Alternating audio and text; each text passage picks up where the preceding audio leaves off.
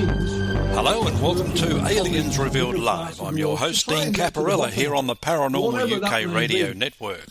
Alien abductions, monster-infested ranches, men in black, near-death experiences, close encounter experiences, and more.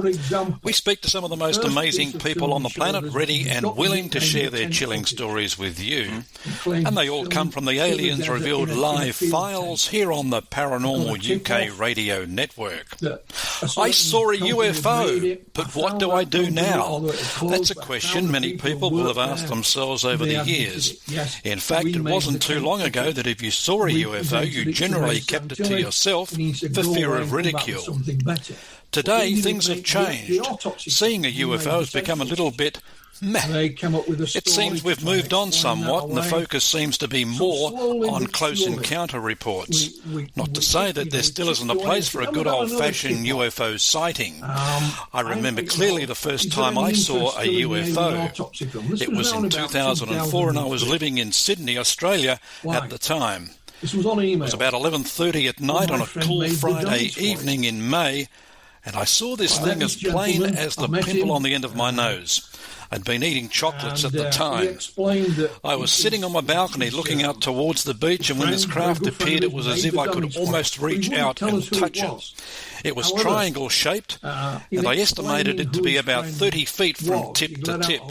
You do the math. It was a surreal feeling as I observed it glide above the sand. It was no more than 50 feet above the ground, and it didn't make a sound. Actually, when I say it didn't make a sound, it was as if there was a silent hum, and everything seemed to be in slow motion. I watched it for 2 minutes, and then it disappeared.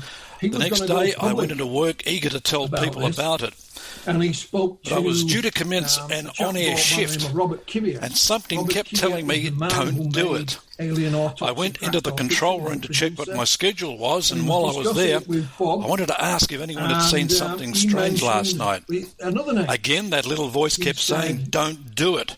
But I was going to say something anyway, and before I could open my mouth, someone blurted out, did you see the UFO last night? Wait, what?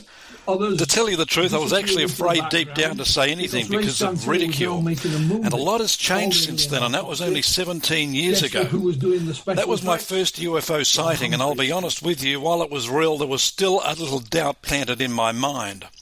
I saw a UFO, but I feared speaking up about it, especially to friends and family. And how many of you have felt the same way?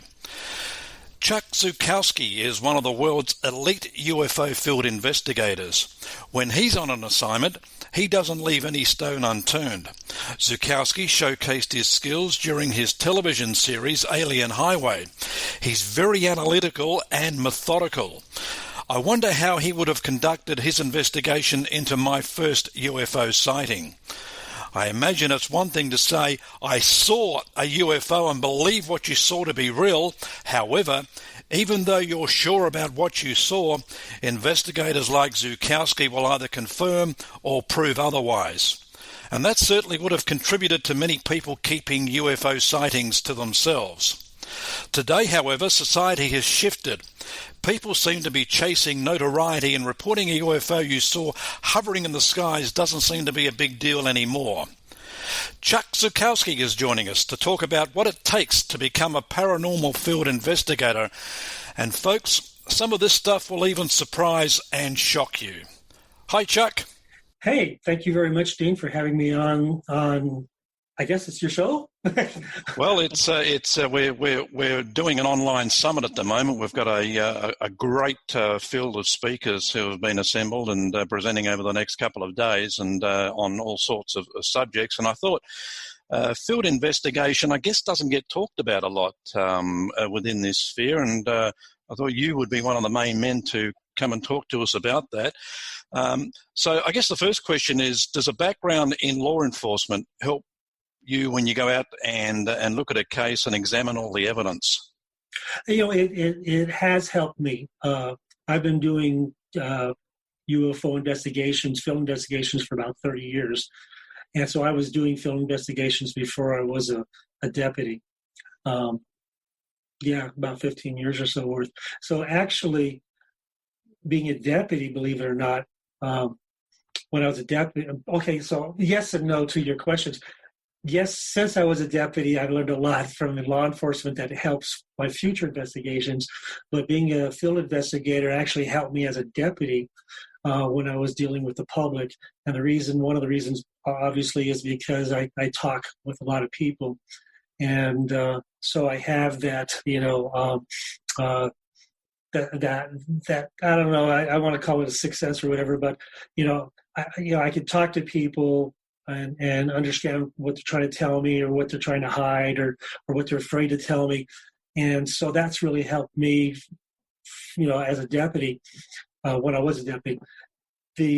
But since then, a lot of things I learned as a deputy has also helped me as a field investigator.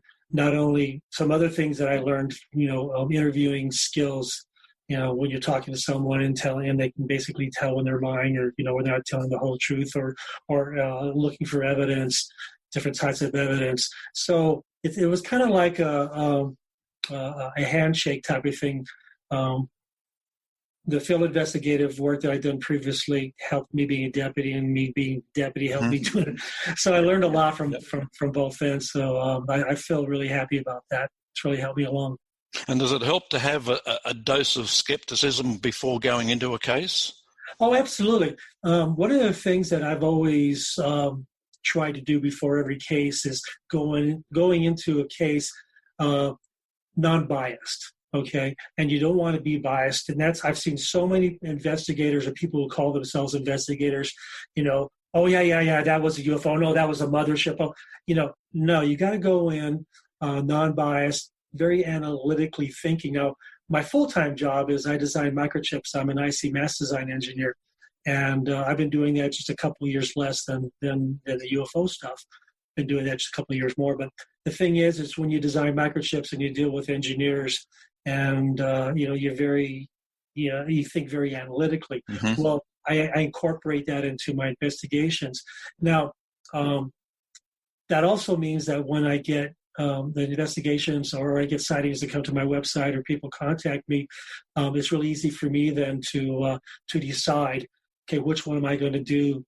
Now, obviously, you can't do every investigation on every sighting you get because there's just not enough hours in the day, and I still work full time, so I'm using my free time to run my investigations, and all my equipment I pay for myself. So there is no budget.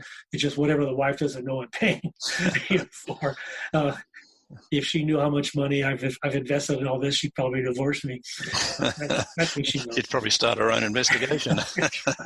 But you have to go in thinking analytically. You have to go in and you have to eliminate everything that's possible and plausible first before you start looking at what's not possible from, based on the paranormal, what's not normal. So, lights in the sky. Lights in the sky are really, really hard to do now because, we have just so many satellites up in there and so many other things that we don't know about that other countries and our country's putting up there. There was a experimental shuttle that NASA had actually NASA/government that just came back down, that just landed. So there's a lot of things out there. So it's really, really hard to do lights in the sky without the lights in the sky being very unique, like, mm-hmm. The way they move and circling and, was there communication with the witness? And so that's a little tough, but that makes it easier though when you have some type of evidence like that. Craft sightings are really good. And then depending on trajectories and other things too, along with, creature sightings. So it's really easy for me to go through my cases and say, okay, I'm going to talk and attack that one. I'm going to talk about this one, and we'll see about, setting that up for later. But the main thing is when you go into these, the first thing you got to do is you have to eliminate, like I said, everything that's possible. So when I go into something, first thing I say, could have been this, could have been this. Now, where the law enforcement training came in, and it's really sad, but now I've learned because of that, and since then, the first thing you say is when you talk to someone is what type of medication Were you on any type of medication Okay. when you had deciding? Were you drinking? Were you smoking pot? What were you doing? And it's unfortunate to ask those questions, but trust me, you'd be surprised how many people were smoking pot or how many people were drinking alcohol when they saw it. Now, I'm not saying that if you're smoking pot or drinking alcohol that yet you didn't see what you saw, but it makes it a lot harder to verify the case when that's there. So it makes it more difficult to validify it, especially if people find out, hey, that witness said he was high on grass and saw it, and you're trying to make a case out of it. So unfortunately, those don't work. You just got to throw those out. And they're really good cases, but you lose the validity depending on the situation of the person and what you're doing at the time. But, that was the cop in me coming out. Okay. So are you able to close most of the cases that you investigate, or are there some that you just cannot prove one way or the other? I wish I could close my investigations. To be honest with you, the reason why we can't close them is because the only way we could close them is to verify exactly what they saw, if it was ET or a creature of some sort. So really, every investigation that a field investigator does, it's somewhat open because that's why we're out there. We're trying to find the elusive evidence of what we're looking for, if it be Bigfoot or Mothman or the lights or the orbs and why they're really balls of light and crafts. And anyway, so that's kind of a tricky type of question. You can close them to the point where you get enough information that validates what the person witnessed or what the person saw, and that satisfies them. But then it doesn't really. You can't really close it, like a homicide case. Yeah. I found that person who murdered that person. He's in jail. Case closed. And that's like with animal mutilations. Animal mutilations are basically animal cruelty cases. And even though they're signified as an animal cruelty case meaning that law enforcement can't find any evidence that an animal committed that type of carnage on a cow or a horse or whatever. So it's got to be human, but there's no way in between. All they have is A or B. So instead of leaving the case report open as an open case, they close it with animal cruelty, meaning I can't find evidence that a human did it, but gosh, it's got to be because there's no evidence that a predator did it. So we leave it as animal cruelty. They try to close the cases, but I've talked to a few law enforcement agencies that have kind of left the animal mutilation cases open too. And so they become cold cases, just like, cold case homicides too. So it's really interesting. Depends upon the department, depends upon the individual on how they handle this. So really, going back to your original question, every true UFO investigative case is really an open case or a cold case because we can't point our finger on the evidence and say, that's the person, see here, look, I got him, so you can close it just to a point.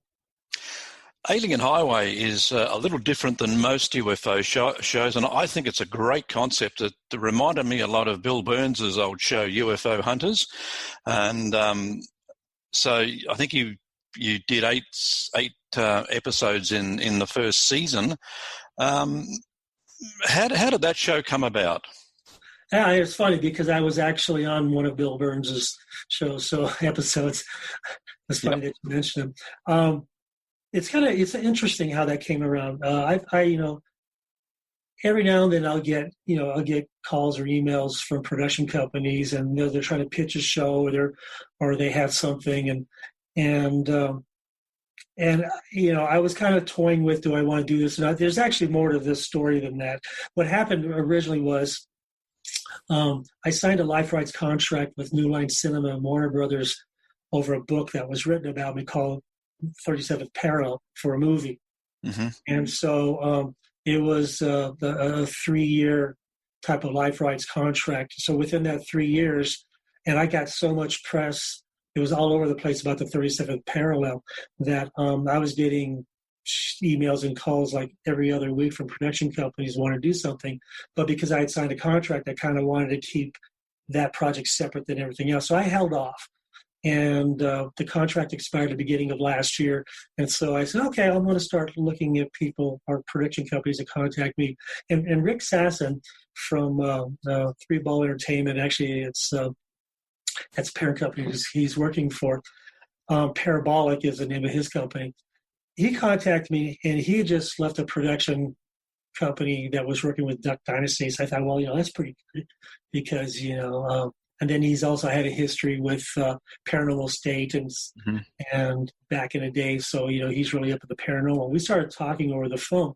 And what I liked about Rick is he basically said, Chuck, how would you do a TV show? And I said, simple, I would do a TV show like I do my investigations. I would want to portray it to the public. I would like to run it like I'm running an investigation so the public, the viewers can see it from, the point of view is this is an investigation. This is how the investigations are run. What I don't like is, I don't particularly like, the investigators that are sitting in the studio and they're talking about it. And then they have actors portray, what happened. And a lot of times they're not even, they show old footage or something.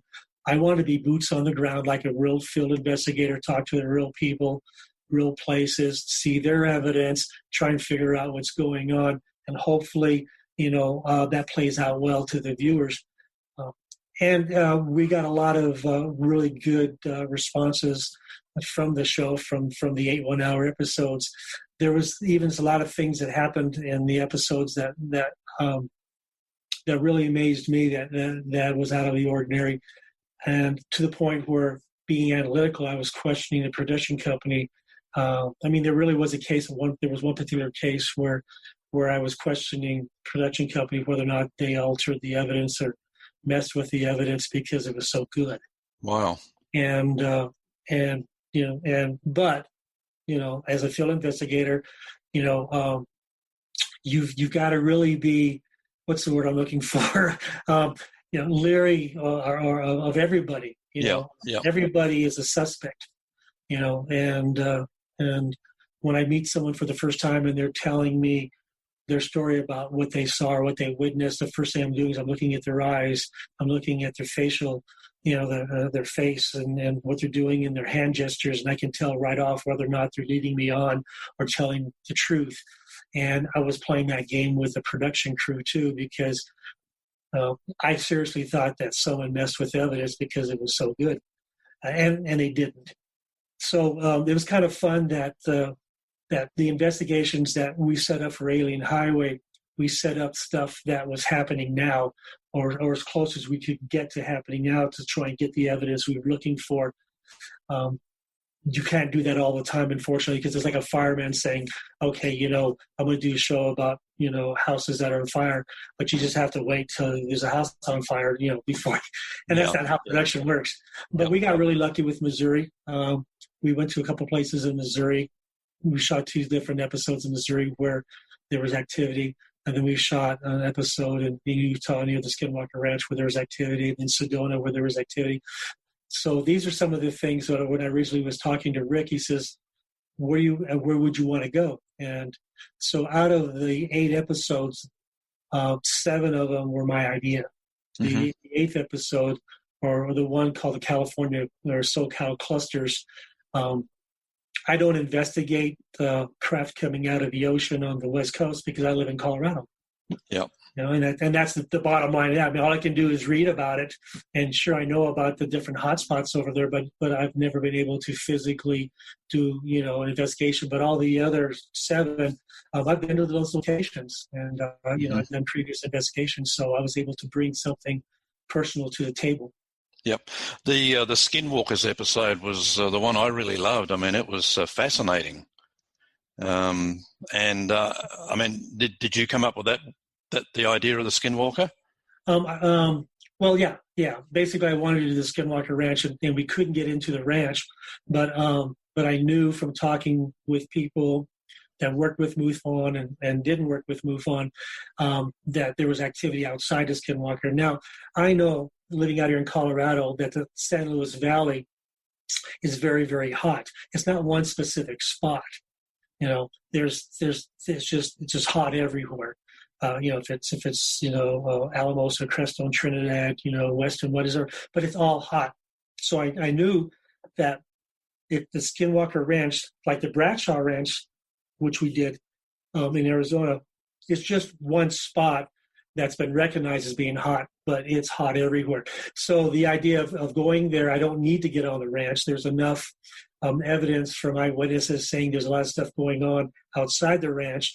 The ranch may or may not be the focal point. I can tell you right now, I'm 50-50 on even whether or not the ranch is a focal point. I think there's a couple different focal points there. The Skinwalker Ranch just happens to be one of the focal points. But there's so much activity there, I couldn't wait to get there, talk to the locals, and see what's going on, and we capture our own evidence. Now, the evidence that I was telling you earlier that I was questioning was from the Skinwalker Ranch. If anybody saw that episode, I have a Moultrie game cameras, and they're a little bit higher end game cameras, and I've used those for Bigfoot investigations and cattle mutilations and stuff.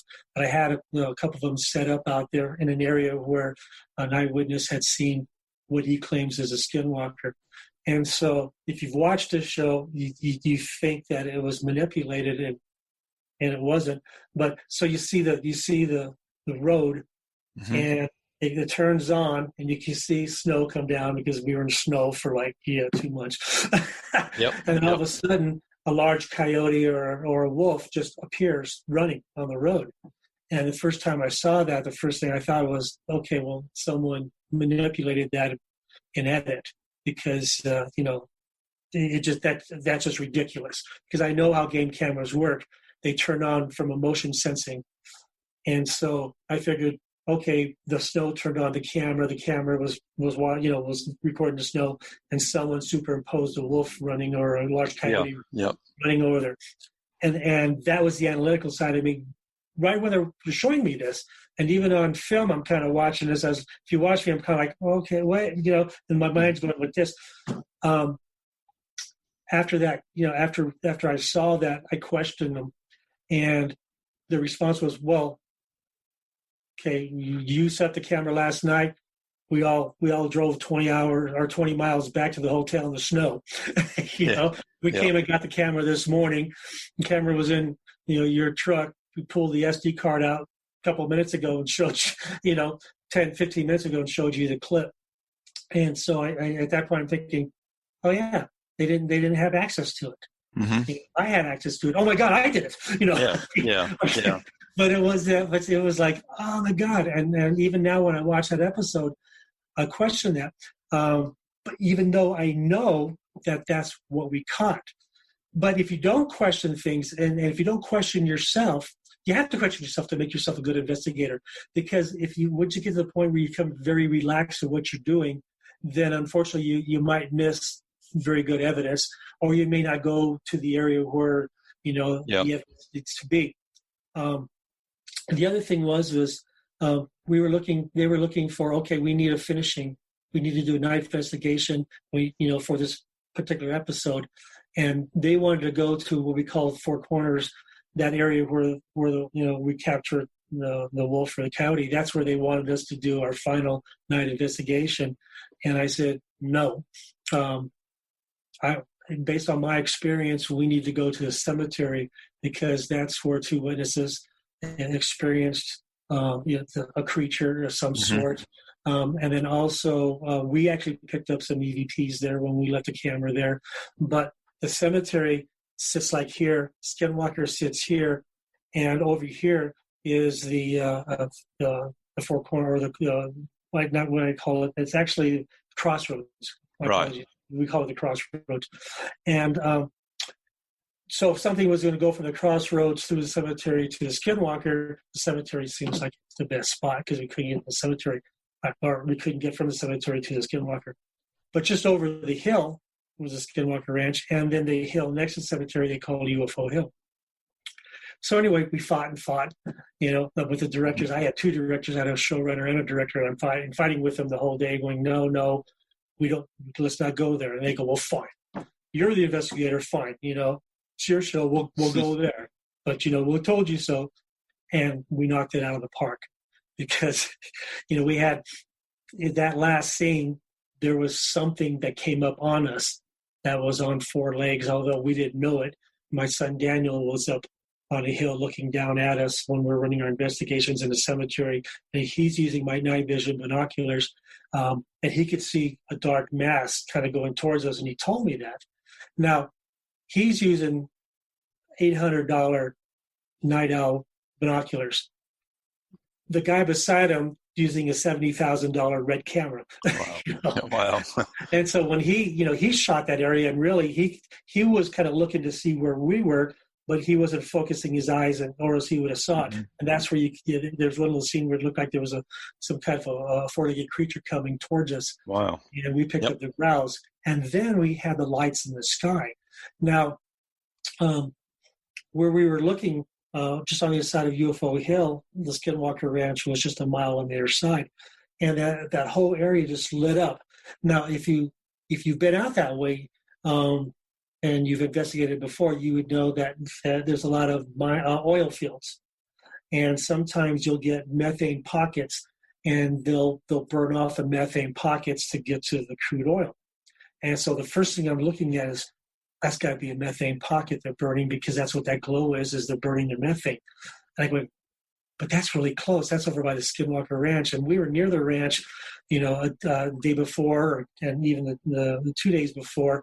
And there was no drilling in that area. We actually went up to the front gate, but we didn't go in there. I just wanted to see what it looked like. And then I saw the white beam coming up through the center of the glow. So you have the glow, then you have this white beam coming up. And I'm going, yeah, there's no way in hell that's methane being burned off, because why is that white beam in the middle? And all of a sudden I'm going, it's a true anomaly. And so we were able to capture we captured something coming up on us. We captured that, and we captured, the EVP or the growls on audio too. So it turned out to be a really, really good ending of a really good episode. It was. Because I was fighting with the directors. I said, look, I'm the investigator for some reason. I don't know why. I can't tell you why. I just knew that would be the place I would go.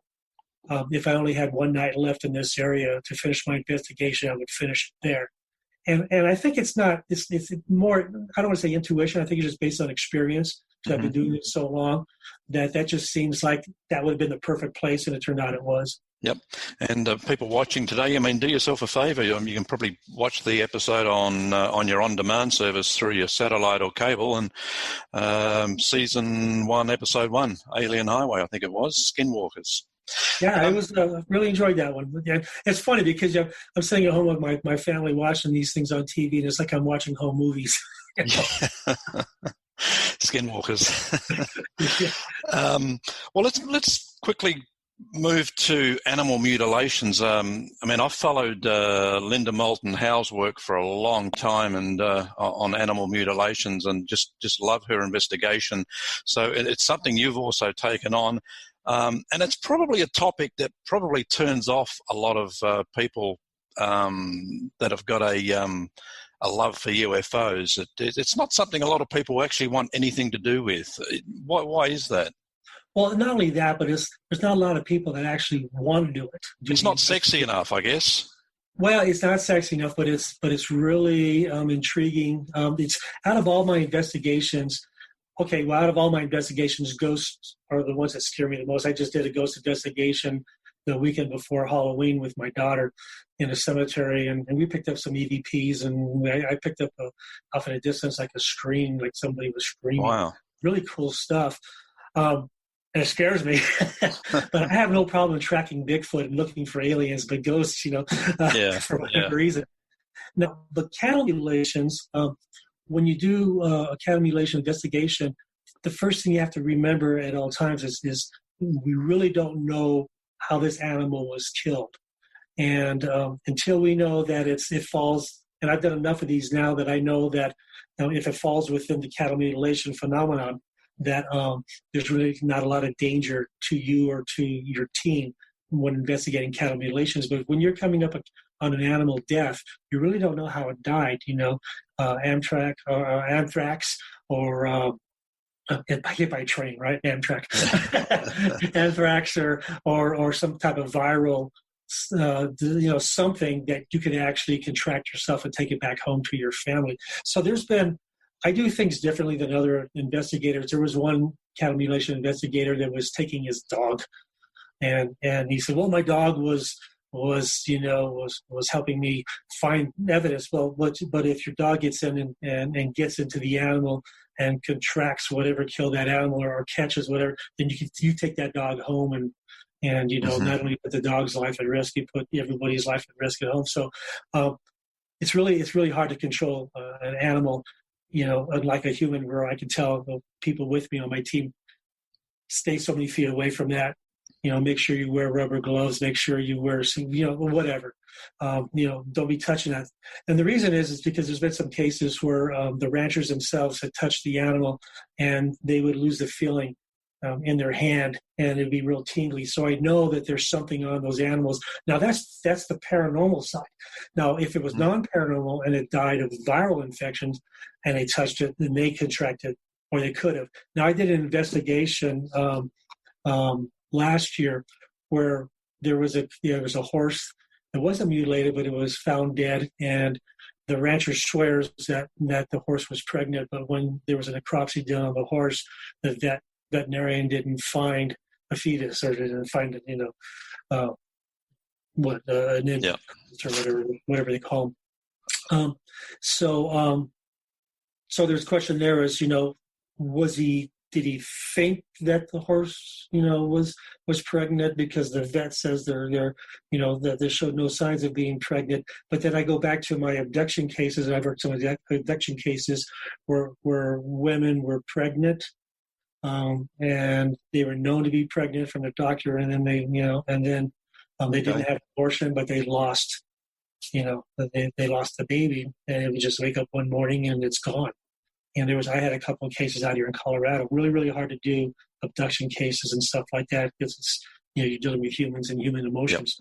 Yep. So you use your experience and like, okay, well, this guy's been around animals, so I'm just going to judge. I'm going to trust his judgment that the animal was, pregnant. I'm going to base that on all my other investigations where vets have been wrong before because of the UFO phenomenon.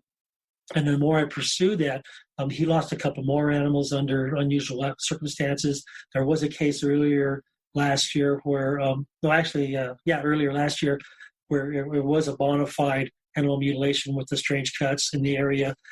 And then animals were dying, other species were dying too. Horses and goats and pigs and cows.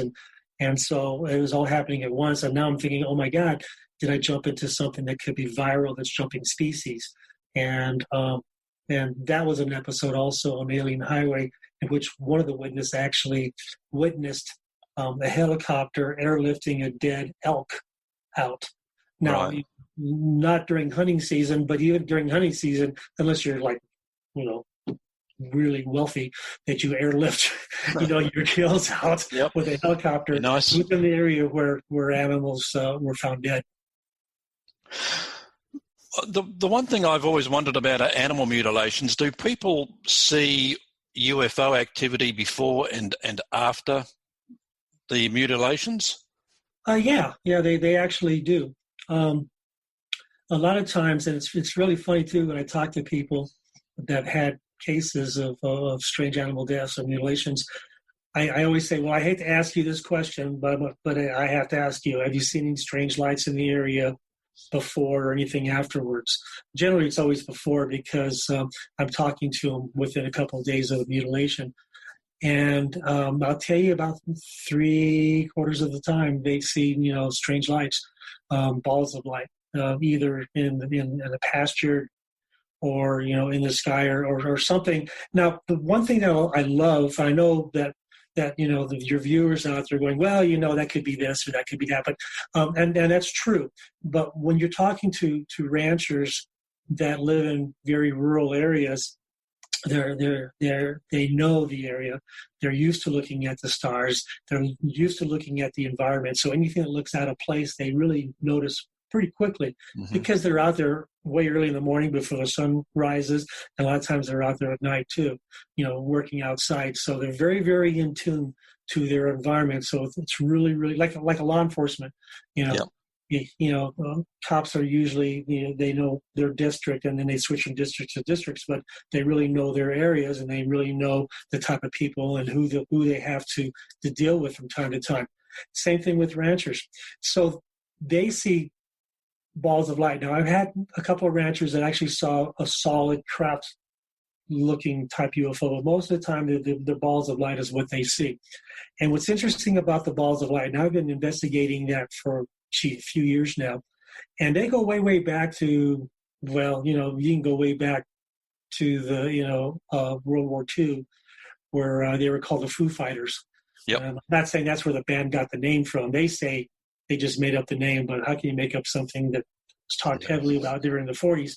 And the Foo Fighters were basically, I think the name came from a comic book. If you're a foo, you're a fighter or something. But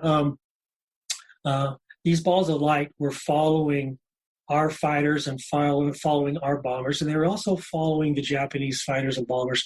We thought it was Japanese technology. Japanese thought it was our technology. As it turns out, it was somebody else's technology.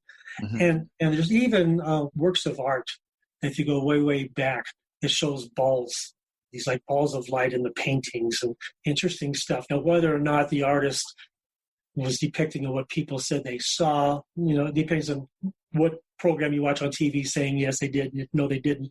But it's just kind of interesting that the artist would draw these balls of light in the sky on his painting. So we don't know how far back they go. Now, when you talk to Native Americans, and I've been really lucky living in the Four Corners region to be able to do that, it's no big deal to them.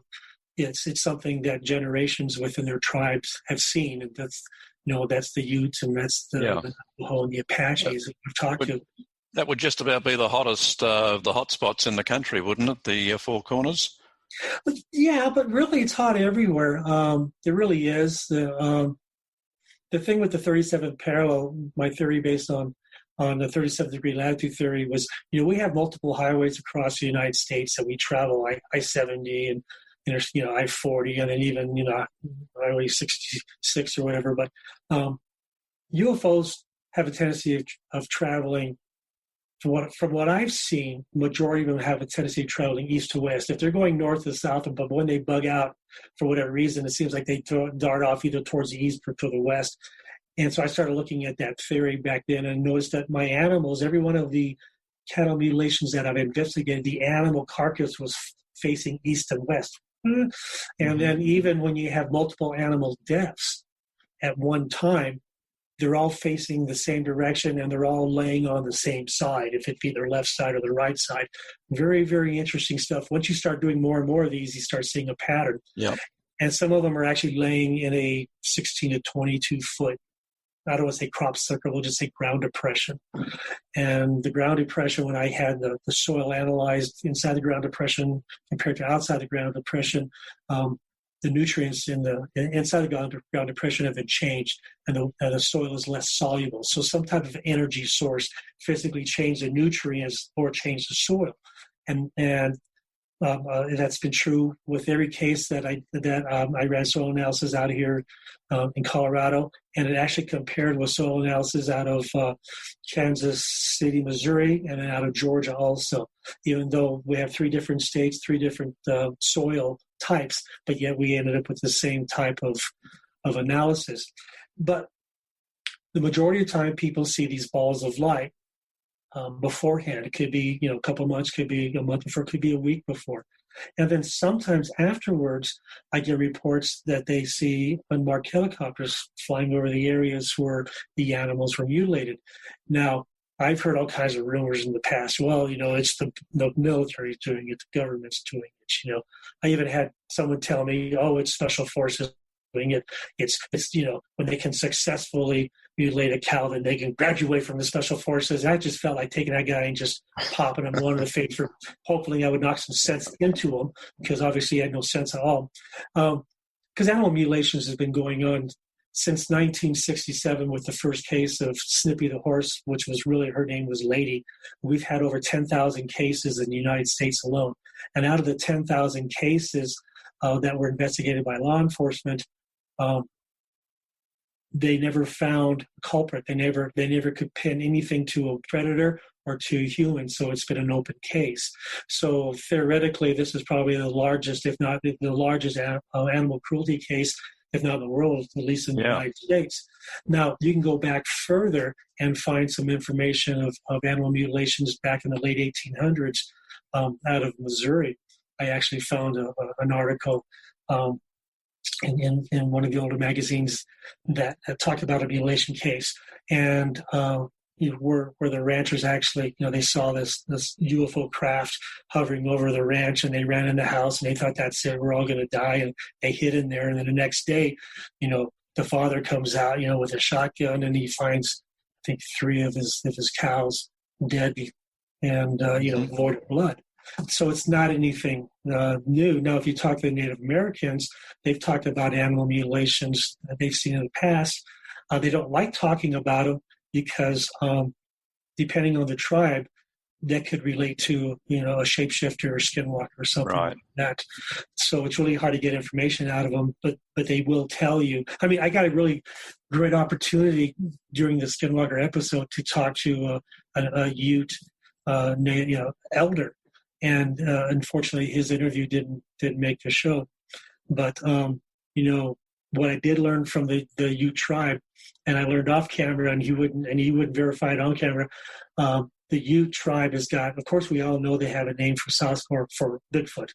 Sasquatch is not their name; they have a separate name for it.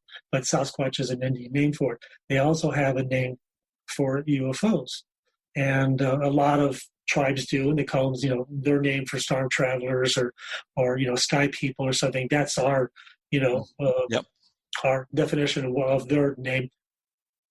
But the Ute tribe actually has a name for gray aliens. Oh. And when I got him talking about that, and then when he realized he was talking about it, he stopped. He says, I can't say that on camera. I can't say that. So I can't say that. I said, well, okay, but I understand he can't put himself out there. So there's certain things that they don't like to talk about, but my gosh, they have a name for a gray alien, and that's in their culture.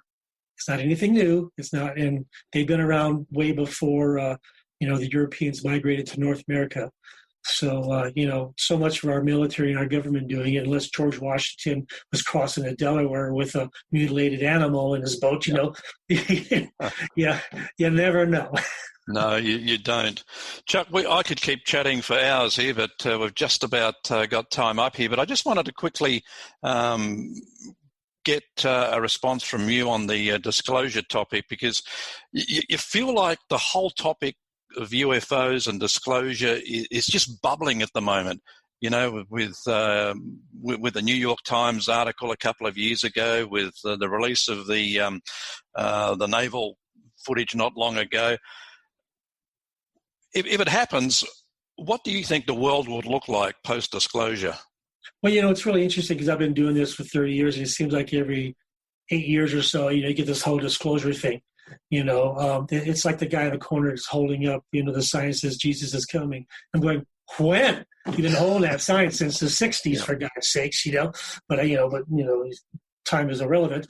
But the thing is now, because of technology, everybody's got a cell phone in which they have the capability of shooting video, audio, photos.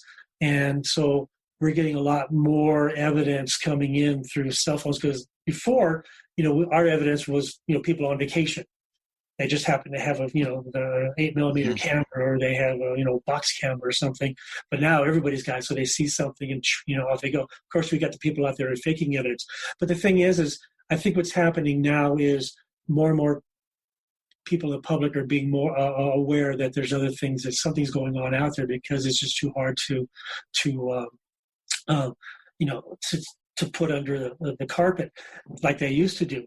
There was a National Disinformation Act years ago where, the government was not allowed to lie to the American people, but if they told them a little tiny bit of truth, then they could tell them a lot of untruth and get away with not violating any policies there. But the bottom line is we got more people out there now that are experiencing this, so there's a lot more communication now that we have, the internet. It's really easy for people to communicate in other countries, go back and forth with all the social media programs we have now. So it's really, really hard to to keep people from talking. Before, we didn't have that, right? Everything was done by mail. For people out there watching this, remember mail, the little postcard? Yep. Back in the day. So, Barely. communications are faster now. What I liked about what happened a couple of years ago was, the Pentagon came out saying that, they're funding so many $1 million. I forget what it was, 22, 28 million. And all of it was going to Bigelow, basically. Now, I had a run-in with Bigelow a couple of years before, and I knew that Bigelow was working for someone in the government. I thought the CIA, because I knew he was getting money from a government entity and then putting it into MUFON for their STAR program. I knew it wasn't coming out because we saw evidence, and I saw evidence. And so in the book, The 37th Parallel, that came out in 2016, we talk about that. So, talk about Bigelow and then even at the very end of the book, for the people, and you can probably find it for $1.50 now, The 37th Parallel, but at the very end of the book, a lot of people don't like the ending because there's a lot of blacked out, stuff that's lined out. And the reason is if you read between the lines, it points to Bigelow being involved in this and all the different things. Right. But it was my way and the writer's way of trying to get the information out to the public that there's something going on and Bigelow's in bed with the government and the government knows about it, but without basically saying it was Bigelow so he wouldn't get sued, That's how we kind of did it. But I think it's really cool. I mean, more and more people are talking about it, and now you have the pilots themselves, the fighter pilots themselves that are coming out and saying, yeah, we saw this. Yeah, we don't know. And then just very recently, was it the Navy? They finally came out and said that, oh yeah, by the way, those Tic Tac videos, yeah, we don't know what that was. Yeah. It's not tinfoil hat topic anymore, is it? It's. I mean, I was reading today in the UK, more people believe in UFOs than they do in God. Well, I didn't realize that. It's amazing. But then again, too, I mean, you can have it both ways. The aliens could have the same God. We don't know. But the thing is I think it's a touchy subject for some people. And for whatever reason, they seem to think that, that once we say life does exist, intelligent life exists. We're talking the religious communities. Yeah, well, and that's fine. I don't have a problem with the religious communities having problems because I think that a lot of them have been so far off base anyway. They need to really, step up to the 21st century. And I know the latest Pope is trying to do that. Mm-hmm. Now, letting priests marry and stuff. So it's a slow thing. It's really hard to keep, to have people that have a certain habit. And I don't mean none, but a certain habit, and then trying to get them out of that habit. But when you have the younger generation, and that's what Catholicism, or at least the Catholic Church, is saying recently, that they're losing, the younger generation, and they're afraid that the religion is going to die out because the younger generation. Well, the younger generation is saying, we just don't understand your methodologies anymore because we're seeing this, we're experiencing this, and you're saying it's not true, or you're not. But people have investigated, the Roman Catholic Church or, the Vatican. I know. I mean, there's information in the Vatican. I mean, the Vatican itself, they had their own UFO investigator for years. I forget his name, but you can look it up. And then even the nuns were helping to chart stars back in the day and write books. So, they have their own telescope, for goodness sakes. Oh yeah. So they know what's going on. So but I think what's happening with the disclosure now is it's like a rock rolling down the hill. It's starting to pick up speed now, and it's kind of interesting to see where it's going to go. And what's going to happen. Now, I was really happy to be with Travel Channel, getting more information out. But for some reason, some of these channels seem to think that ghost investigation shows are far more exciting than UFOs. And in my opinion, I know there's life after death. I don't have a problem with that. But life outside our planet. Yeah. And, that's a game changer for us, for how we perceive things in the future and what we do with our technology. Unfortunately, we are a very warlike planet, and we've been using our advanced technology for battle rather than for travel. It's unfortunate, but that's just the way it's been. Even back in the 1500s with Copernicus, you couldn't say that the Earth wasn't the center of our solar system, or else you get beheaded. Yeah.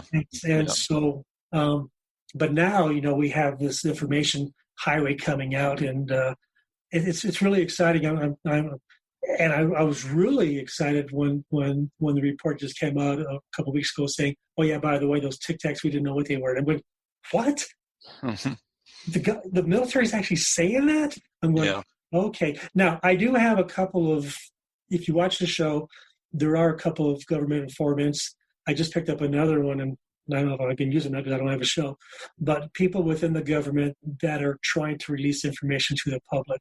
And so they'll go to certain people, and I have no idea who these people are. They just call my phone, and there's no, the return, I'll be honest with you, the return call one time was my own phone number, which is, and it's really easy to do. Wow. Anybody can get that technology to do, but that's how it plays out. And so there's information they're trying to get out. So there's this battle going on within the government within. One trying to hold the information and one trying to get the information out to the public. And the information has been coming out of the public, so I'm really, really excited about what's going on. I can't wait for the next release of something that's going to happen. Mm-hmm. It is an exciting time. Chuck, it's been an absolute pleasure speaking with you, and we've just gone a little over, but that's great. And I'd love to get you on again sometime. We'll follow your progress and see where you head next. And let's hope Alien Highway or another show comes your way very shortly. Well, hopefully I'll be in the news of going up in the craft. There he goes. Waving to everybody. Bye. Chuck, thanks a lot, and we'll talk to you again very soon. Well, thank you, and thank you very much for having me. That's ace paranormal investigator Chuck Zukowski joining us.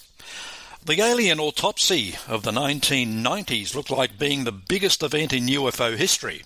Well, actually, it just about was, but not for the reasons most ufologists and UFO fans would have liked. The alien autopsy film was proven to be a fake. One man who can verify the alien autopsy hoax is Philip Mantle. He's joining us on the show next week. Well, the film for me became quite personal. There were some people say that I was an accomplice to Ray Santilli, that I was I was being paid to assist him and so on. None of which was true. So I set off. I made the decision that in public, Dean, or to Ray Santilli's face or in private with him, I would support him. I would say it's authentic. We can do this, that, and the other. But behind the scenes, I was working with colleagues in different parts of the world to try and get to the bottom of it, whatever that may be. Little did I know it would take a lot longer than it did, but slowly but surely we chipped away at things. For example, the first piece of film he showed us, we got the nickname the tent footage. Mm-hmm. It claims it's filmed in the desert in a field tent. I got a tip-off that a certain company had made it. I found that company, although it had closed, but I found the people who worked there. They admitted it. Yes, we made the tent footage. We presented it to Ray Santilli, and he said, go away and come back with something better. But we didn't make the autopsy film. We made the tent footage. Ray came up with a story to try and explain that away.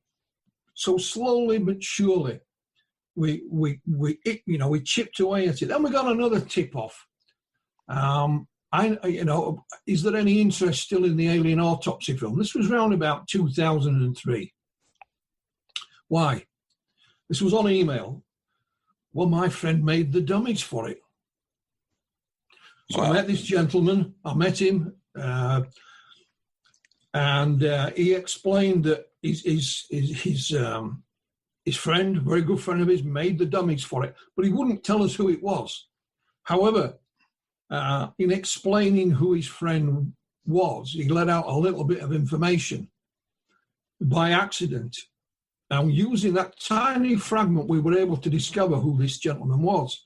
Now, he wasn't a special effects expert. He's actually a sculptor, Royal Academy of Trained Sculptor, and his name was John Humphreys. Mm-hmm. So we contacted John Humphreys, and he was going to go public about this.